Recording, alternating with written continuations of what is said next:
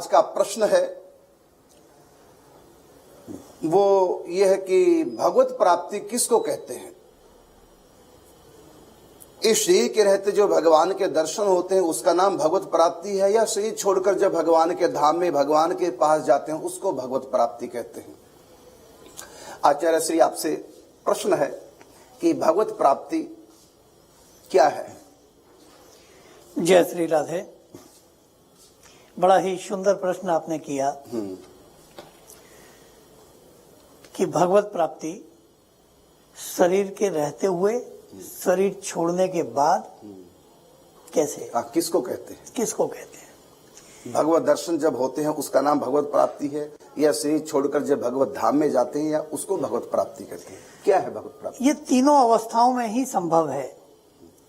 हमारे जो भक्त महापुरुष हुए हैं, जो भगवत प्राप्त महापुरुष थे और जो कुछ आज भी हैं जो नित्य भगवान से साक्षात्कार करते हैं, ये भक्ति के द्वारा संभव है। गोपियां भी अकिंचन निष्काम भक्ति की साकार मूर्तियां थीं। बिल्कुल। उन्होंने भी भगवत प्राप्ति की। कैसे की? शरीर के रहते हुए। बिल्कुल। महाराज क्या है? महाराज कोई नृत्य नहीं है, महाराज कोई एक लीला नहीं है। वो महाराज ब्रह्म और जीव का सदैव मिलन हुआ है, वो महाराज है। पूर्ण मिलन, पूर्ण मिलन।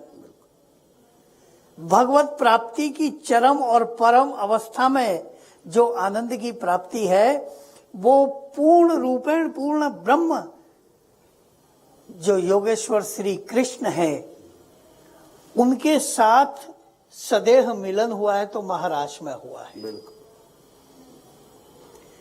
24 अवतारों में प्रमुख 2 अवतार हैं, रामावतार कृष्ण अवतार और श्री कृष्ण अवतार। इन 2 अवतारों में ही जो भगवान के परम और अकिंचन निष्काम भक्त थे उन्होंने भगवत प्राप्ति की है।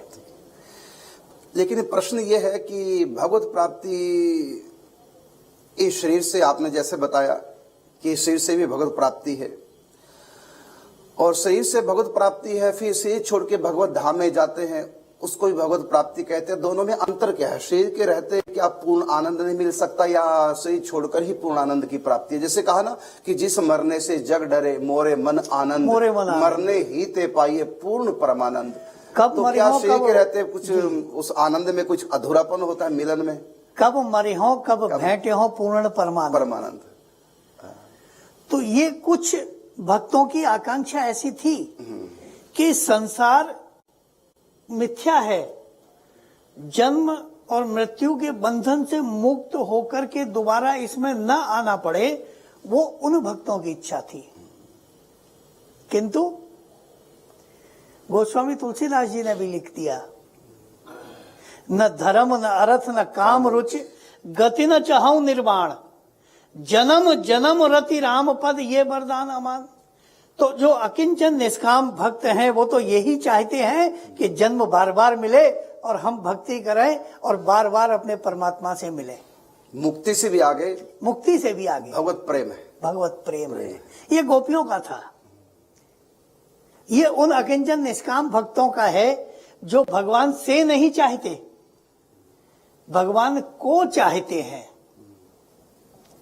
से चाहने में थोड़ी दूरी हो जाती है और को चाहने में भेदाभेद समाप्त हो जाता है, अभिन्न हो जाते हैं। से चाहने में कामना भीतर आ जाती है, कामना भी पर्दा होता है, तो पूर्ण मिलन नहीं हो पाता। पूर्ण मिलन नहीं है। जैसे ध्रुव और भगवान नारायण का मिलन हुआ, लेकिन यहाँ कुछ कामना बीच में थी, और प्रहलाद और भगवान के बीच में कोई कामना नहीं थी, इसलिए प्रहलाद को गोद में बिठाया, गोद में पूर्ण मिलन, पूर्ण प्रेम हुआ। लेकिन वहां प्रेम नहीं, वहां शंख से स्पर्श हुआ लेकिन अपना स्पर्श नहीं दिया। प्रेम में दर्श स्पर्श दोनों होते हैं, एक होता दर्श, एक होता साथ में स्पर्श। तो ध्रुव भगत को केवल दर्श हुआ है, स्पर्श नहीं हुआ, क्योंकि वहां पर कामना बीच में आ गई। तो वहां भगवत दर्शन तो हो गए लेकिन भगवत प्राप्ति नहीं हुई, मिलन नहीं हुआ। मिलन नहीं। और प्रहलाद को मिलन दर्शन के साथ साथ प्राप्ति भी हो गई। जैसे एक गाय अपने बछड़े को अप्रतिम प्रेम की चरम और परम अवस्था में चाट चाट करके अपना प्रेम प्रदान करती है, अपना स्पर्श और अपना जो प्रेम है, जो प्रेम के अंदर जो औषधि गुण है, जो पुष्ट करते हैं, तुष्ट करते हैं, वो गाय प्रदान कर देती है। ठीक उसी प्रकार मेरे नारायण ने नरसिंह अवतार में प्रहलाद के साथ किया है। हाँ, बिल्कुल प्यार किया है। ये प्रेम ही मिलन है। बात प्रकट हुई है, अंतिम जो सिद्धांत की बात हो यह है कि भगवत प्रेम प्राप्त हो जाना, दो में प्रेम का संबंध हो जाना, इसी का नाम मिलन है। कहा ना कि दूल्हा दुल्हन मिल गए तो फीकी पड़ी बारात। बारात का मिलन नहीं होता, बारात के दर्शन होते हैं, और दूल्हा के साथ दुल्हन का मिलन होता है, लेकिन बारात का मिलन दुल्हन के साथ नहीं होता। तो बारात के दर्शन तो होते हैं लेकिन मिलन नहीं। ये मिलन ही भगवत प्राप्ति है। ये देह के होते भी मिलन हो जाता है और देह के बाद में मिलन। लेकिन जो कहा कि मरने ही ते पाइए पूर्ण परमानंद, कब मरी हो कब भेटी हो प्रियतम नित्य विहार, कब मैं शरीर छोड़ूं। इसका अर्थ ही हुआ कि शरीर के रहते जो भगवत प्राप्ति है, जो मिलन है, उसमें शरीर भी एक पर्दा होता है, उसमें सूक्ष्म शरीर जो मन बुद्धि चित्त अहम है, ये भी एक पर्दा होता है। ये भी उस समय दिव्य हो जाता है, लेकिन भले दिव्य हो गया उस समय, लेकिन फिर भी इस शरीर में परमानंद को झेलने की एक सीमा है, उससे अधिक ही परमानंद झेल नहीं पाएगा। जैसे हम 2-4 रसगुल्ले खाने का सुख ले सकते हैं, 2-4 रसगुल्ले प्राप्ति का सुख ले सकते हैं, लेकिन इससे ज्यादा अगर कोई कहे 1 किलो रसगुल्ले का सुख लो, तो ये शरीर, ये जीव इतना अधिक सुख प्राप्त नहीं कर पाती। तो शरीर की सुख भोगने की एक क्षमता है। ऐसी भगवत प्राप्ति के समय भी उस आनंद को, उस प्रेम मिलन को सहन करने की क्षमता है। लेकिन परमात्मा का पूर्ण रूपेण निज स्वरूप से सामने प्रकट हो जाए, उसको आनंद को झेल नहीं पाएंगे। इसलिए भगवान एक योग माया का पर्दा डाल के रखते हैं। जीव के ऊपर जो पर्दा है माया का, उसको तो ठाकुर जी हटा लेते हैं, क्योंकि माया के होते पूर्ण मिलन नहीं होता। तो जीव के ऊपर से कृपा पूर्वक परमात्मा पर्दा हटा देते हैं, लेकिन अपने ऊपर इच्छा स्वरूप से वो निज पर्दा, जो उसको योग माया कहेंगे। योग माया का सीधा सीधा अर्थ है कि जो माया भगवान से योग करा दे। यदि योग माया ना हो बीच में और सामने भगवान बिना योग माया के बेपर्दों के सामने आ जाए, तो साधक का उसी समय सिर छूट जाएगा, वो झेल नहीं पाएगा उस आनंद को। तो क्या करते हैं भगवान, तो भगत के साथ कुछ मिलन हो जाए तो योग माया, ऐसी माया का पर्दा अपने ऊपर डाल देते हैं, जो योग करा दे, जो दर्शन करा दे। जैसे नंगी आंखों से सूर्य को नहीं देख पाएंगे तो क्या करेंगे, एक झीना सा पर्दा हो बीच में, एक काले रंग का शीशा हो जाए, वो योग माया का काम करेगा। वो सूर्य के दर्शन ढंग से करा देगा, गोल गोल पूरा, और बिना कहीं कांच के काले शीशे का हम दर्शन करेंगे तो पूर्ण नहीं दर्शन हो पाएगा, आंखें चुंधी आ जाएंगी। महाराज श्री भगवान का जो भक्त होता है वो मुक्ति नहीं चाहता। हाँ, मुक्ति नहीं चाहता, बिल्कुल। शरीर वो कहता है मैं बार बार जन्म लूं। ये भागवत में वृत्रासुर के प्रसंग में भी ये बात आई है, और कई जगह आई है, कई जगह आई है। उसमें ये कहा कि मैं धर्म न अर्थ न काम रुचि गति न चाहूं, मुक्ति नहीं चाहिए। क्यों? मुक्त हो जाना मतलब, उदाहरण से आप समझो, जैसे 2 चेंटे शक्कर मिल में शक्कर खाने के लिए गए, एक वहां पहुंचा जहां शक्कर के ढेर लगे हुए थे और शक्कर खाने लगा, दूसरा वहां पहुंचा जहां शक्कर बन रही थी, गुड़ खोल रहा था, शक्कर बन रही थी, और वो उसमें जाके गिरा, वो शक्कर बन गया। मुक्ति का मतलब शक्कर बन जाना। और मुक्ति न लेकर के जन्म लेना और भगवान का भजन करना, आनंद लेना, तो शक्कर का आनंद किसने लिया? जो शक्कर खा रहा है। तो भगवान के स्वरूप में विलीन हो जाना वो परमानंद वाली बात नहीं है। तो भक्त कहता है, हे प्रभु मैं बार बार जन्म लूं, बार बार जन्म लूं, और बार बार जन्म लेकर के आपके नाम रूप रस का आनंद लूं, और ये जीते जी मुक्ति। अगर मुक्ति का आनंद, अगर मुक्ति का मतलब क्या है? कोई आप संसार में रहिए, कोई समस्या नहीं है, संसार आपके अंदर न रहे, यही मुक्ति है। हर जगह आपको सिया राम में सब जग जानी करो प्रणाम, अगर जोर जोग पानी, तो अगर सिया राम में अगर मान लो हमारा स्वरूप बन गया तो जीते जी मुक्ति है, आनंद है। हाँ। इसमें थोड़ा सा मेरा कहना यह है, गोपियां भी परम भक्त हैं, बिल्कुल, अकिंचन निष्काम भक्त हैं, जो गोविंद से नहीं गोविंद को ही चाहती हैं, और उनका परम मिलन भी हुआ, बिल्कुल, और आनंद समुद्र में उन्होंने अवगाहन भी किया। तो गोपियां तो यही कहती है कि हम बार बार रहें और ये जन्म मिले, क्योंकि रामावतार में जब जानकी जी अवमाननीय हो गई तो कहती है प्रभु ये आपकी कैसी करुणा माया, कैसी दया कि आपने केवट को तो थोड़े से ही उससे इतना प्रेम दिया, उसके ऊपर अपने चरण दे दिए, और इन ऋषि मुनियों के प्रति नहीं जो युगों युगों से तपस्या कर रहे हैं। तब मेरे गोविंद कहते हैं कि मेरा आगामी अवतार ही इसके लिए होना है, क्योंकि वो पूर्ण अवतार प्रेमावतार होगा। प्रेम का आस्वादन क्या है, प्रेम होता क्या है, प्रेम का रसास्वादन क्या है, इसी के पाने के लिए तो मेरे गोविंद आए थे, जो आज भी भक्तों को देते हैं।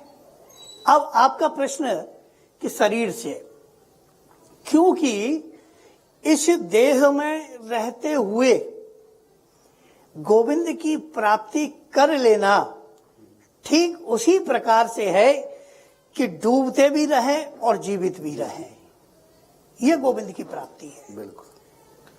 अब देखिए इस समय जो जस्ट ए मिनट, मुझे पूरी बात करने दीजिए। संसार को कुछ सिद्धांतवादी ब्रह्म सत्यम जगत मिथ्या की बात कहते हैं, लेकिन दास का थोड़ा सा यहाँ अभिनिवेश भी यह है, जगत सत्यम तद ब्रह्म सत्यम, ये मेरा अपना इम्प्लीमेंटेशन है कि जगत सत्य है। सिद्धांत भी यही है, भक्ति सिद्धांत भी यही कहता है कि जगत सत्य है तब ब्रह्म की सत्ता सत्य है। जब जगत ही नहीं है तो ब्रह्म की सत्ता को स्वीकार करने वाली, वो स्वीकारोक्ति प्रकट करने वाली जीवात्मा कहाँ होगी। किंतु मैंने जैसा पूर्व में निवेदन किया, कुछ भक्तों का ऐसा मानना है कि जो आनंद हम यहां प्राप्त कर रहे हैं प्रेम से, भक्ति से, श्रद्धा से, समर्पण से, वो पता नहीं और आगे कितना होगा जो उसमें समाहित हो जाए। उस समाहित होने की अवस्था को मृत्यु कहते हैं।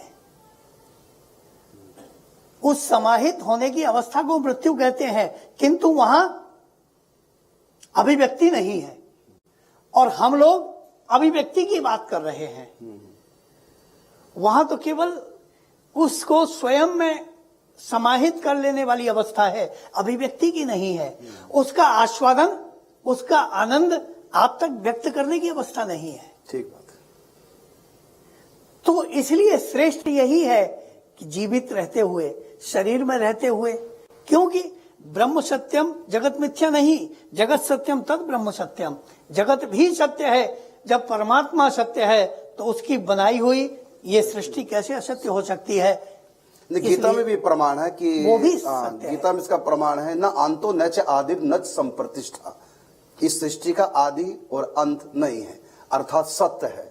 यहाँ देखो सामने लिखा है ना, अगुण सगुण सब आप हो, निराकार साकार, सर्व रूप धरी है हरि, आप बने संसार।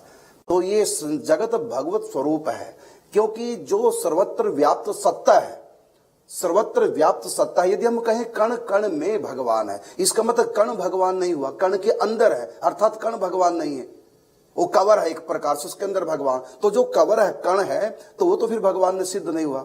तो यहाँ कण कण में भगवान नहीं, बल्कि कण कण ही भगवान है, तब सर्वव्याप्त जो भगवान की सत्ता वो सिद्ध होती है। क्योंकि ब्रह्म सर्वव्यापक है। यदि इसमें है तो ये भी जीवित तत्व था। हाँ बिल्कुल, आज की अवस्था से पूर्व जीवित तत्व था। हाँ बिल्कुल, तब ब्रह्म व्याप्ति थी। बिल्कुल।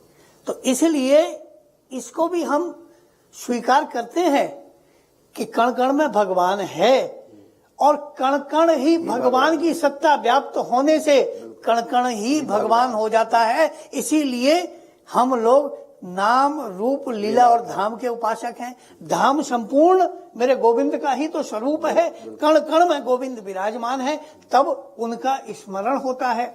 फिर उनके नाम का जब ध्यान करेंगे तो उनके रूप का भी आएगा, धाम का भी आएगा, लीलाओं का भी आएगा। इसीलिए संपूर्ण सृष्टि बिल्कुल इस समय ईश्वर जो में